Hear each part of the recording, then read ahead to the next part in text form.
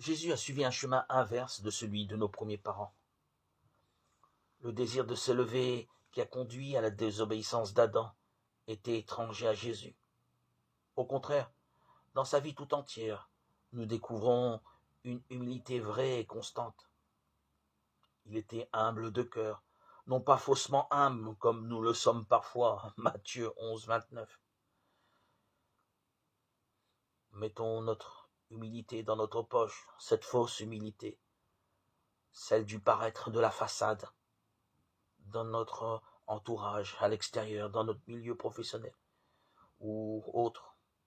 Et la vraie humilité se reconnaît dans notre couple, dans notre foyer, là où nous sommes nous-mêmes, où il n'y a plus de rôle à jouer.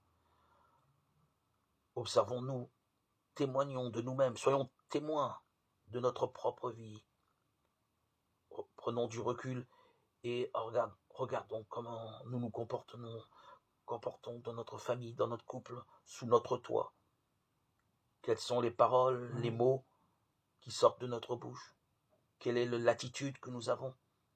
Observons-nous, soyons témoins de nous-mêmes et nous pourrons, par cette introspection, voir quelle est cette humilité qui est en nous. Jésus ne recherchait pas l'approbation ou l'admiration des hommes, il faisait la volonté de Dieu, tout simplement. Et aujourd'hui, faire la volonté de Dieu est si simple si nous sommes honnêtes avec nous-mêmes, vrais envers nous-mêmes et envers les autres. Le centre de ses pensées était Dieu, son Père, partout, toujours et en tout. Que ce soit pour nous aussi la même attitude, notre centre, notre espoir, notre raison d'être, que tout ce que nous fassions, soit pour lui, par lui et en lui. En lui seul, Dieu a trouvé son plaisir, Matthieu 17, 5. Trouvons notre plaisir en Dieu. C'est pourquoi Dieu l'a ressuscité, l'a élevé très haut, il l'a couronné de gloire et d'honneur, Philippiens 2, 9, Hébreux 2, 9. Pour nous de même, Dieu nous ressuscitera et nous donnera la couronne.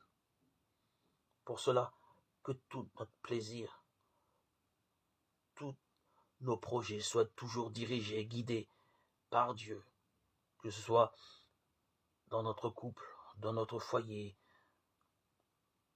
dans notre milieu professionnel.